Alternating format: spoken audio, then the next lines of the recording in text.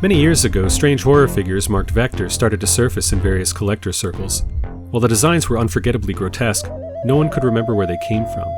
When looking into the VECTOR name, a company called VECTOR Intercontinental was an obvious match, but their morphadroids and a settlement over generic Teddy Ruxpin command tapes seemed unrelated to rubber corpses. However, in 2021, a vehicle marked 1986 Doomsters and VECTOR Intercontinental appeared with a VECTOR figure inside. Armed with this information, catalogs and auctions became much easier to sift through.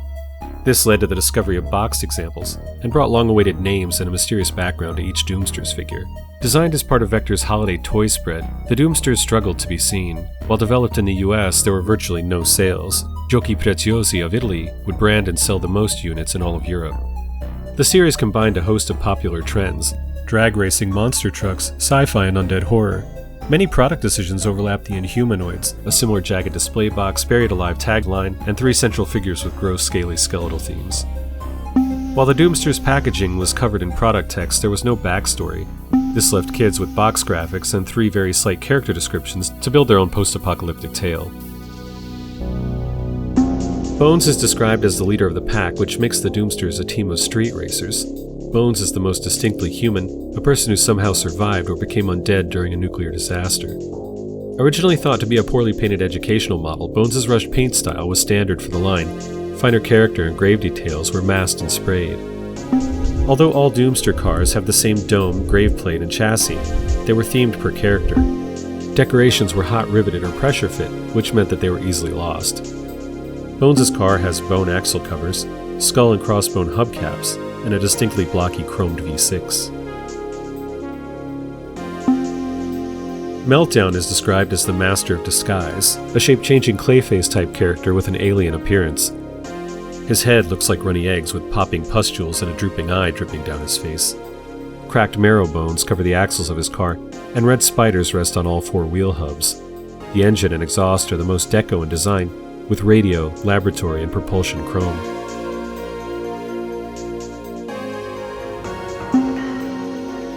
Slime is described as the slithery one, a scale-covered monster with snakes spilling out of his mouth and body. He's the most stenciled figure in the series, the only character with eye whites, and the only figure with dry brushing to quickly pop surface details. Slime's car is covered with even more snakes, and features multiple exhausts playing up the snake theme. All figures were designed in this entombed resting pose, so something beyond obvious mechanical control helps guide the Doomsters. The toy's wheels and steering were also a practical design weakness. Once in the hands of children, the post-apocalyptic racers had problems. The large, clear domes are easily broken at the small front hinge. The sound PCB holds down the front axle, which jostles components and makes unwanted electrical connections. The main wheels had no slip mechanism to prevent gear damage when being pushed, pulled, or forced to turn. The car required many batteries. The contact layout and schematics made installation confusing, causing damage to the electronics if done incorrectly.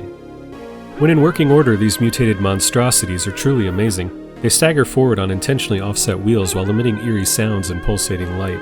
The contoured dome was a fun nod to Victorian coffins and 50s fiction, the perfect choice for showing off the gruesome figures, red glow, and other startling aspects of the vehicles. It's sad that VECTOR's holiday strategy failed on this season, with morphadroids being their only minor success. The Doomsters were simply overshadowed by bigger preferred brands, and by the onslaught of fantasy items that were being pushed out of Hong Kong. For products like this, store placement came down to timing and luck, and sadly the Doomsters would remain buried in the US. Thankfully, European retailers saw magic in the concept and took a risk bringing Doomsters into their stores. Thanks for watching, and as always, stay tuned for more Black Tub Bootlegs.